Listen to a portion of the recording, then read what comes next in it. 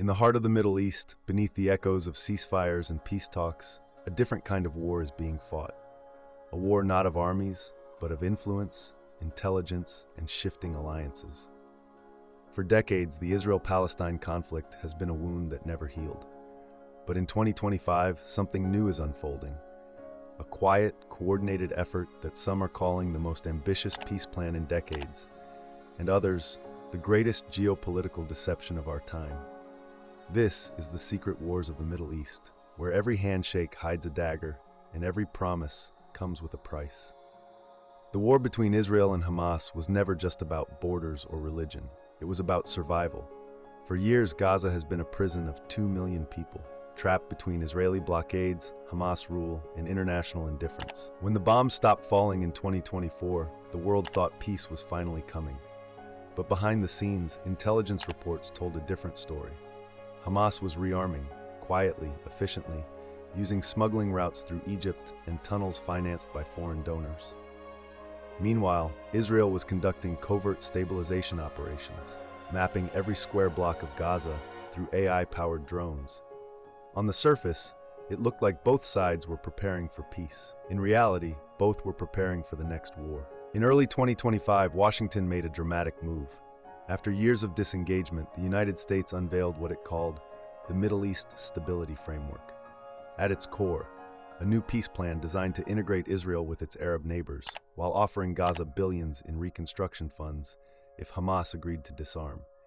It sounded like a dream: diplomacy, money, and mutual recognition.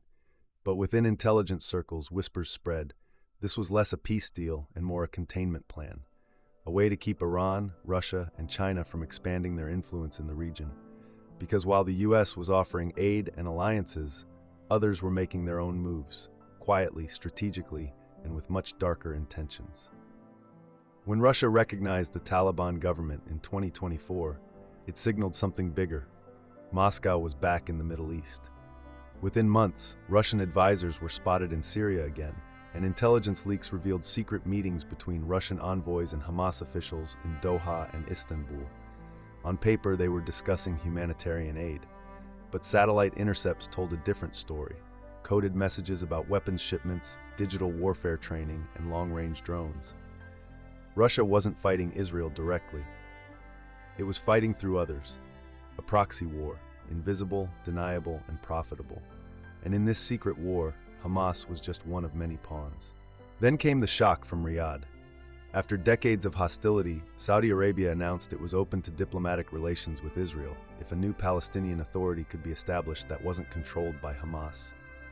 The plan, leaked to international media, outlined a two-stage peace model: a transitional Palestinian government monitored by Arab states, gradual normalization between Israel and the Arab world. But the real bombshell wasn't the plan, it was who drafted it.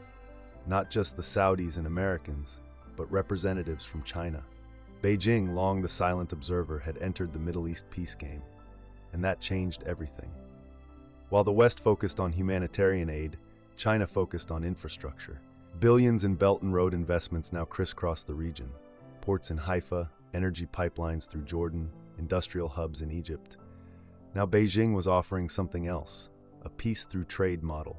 Rebuild Gaza, connect it to regional trade routes, and stabilize the area through economics, not weapons. To many world leaders, it sounded brilliant, but to Washington, it sounded like a trap. If China became the broker of Middle Eastern peace, the US would lose its last major sphere of influence in the region. And for Israel, that meant being caught between two superpowers, one that armed it and one that financed its enemies. While diplomats smiled for cameras, the real war continued in silence. Inside Gaza, assassinations rose. Cyber attacks hit Israeli infrastructure. Drones, both Israeli and unknown, patrolled the skies nightly.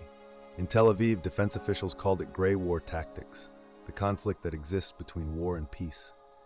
No formal declaration, no official soldiers, just shadows, spies, hackers, mercenaries, and misinformation campaigns. And the most dangerous battlefield wasn't land or air, it was the mind. Social media flooded with propaganda, fake peace proposals, leaked videos designed to provoke outrage. In the modern Middle East, the truth was the first casualty. Then came the announcement, the new Middle East Peace Initiative. It was unveiled in Geneva by a joint delegation of the US, Saudi Arabia, and the United Arab Emirates.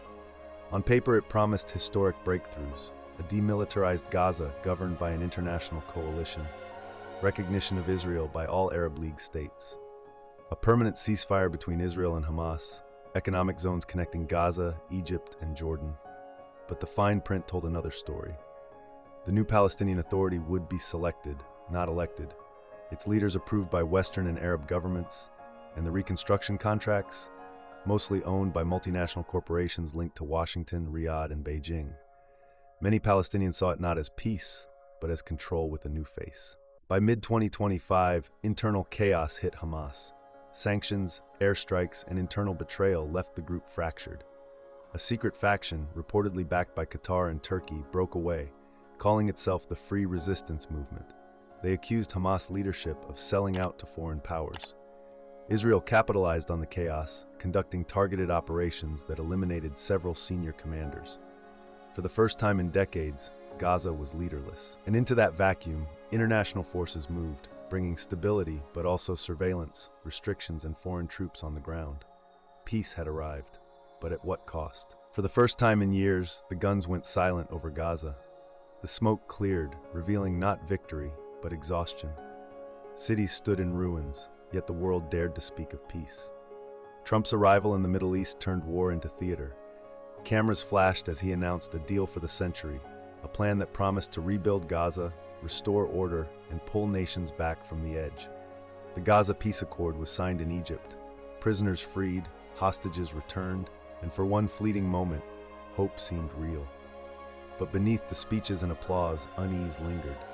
Netanyahu refused to attend the signing. Hamas called the deal a foreign occupation, and in the shadows, militias still moved their weapons under the cover of night. Trump's plan was ambitious, a new Gaza led by a reformed Palestinian Authority, overseen by an international peace board. Tony Blair was among the chosen names. It sounded like order, but many feared it would crumble like every peace plan before it. In Israel, the return of hostages brought tears and silence for the 28 who came home in coffins.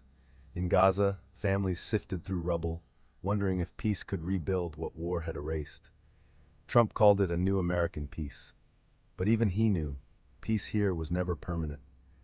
As night fell over the shattered skyline, the region stood still, uncertain, fragile, waiting. Whether this was the dawn of something new or just another pause before the storm, no one could tell. And somewhere, beyond the lights and cameras, a single thought echoed through the dust. In the Middle East, peace is never signed. It's borrowed until the next war begins.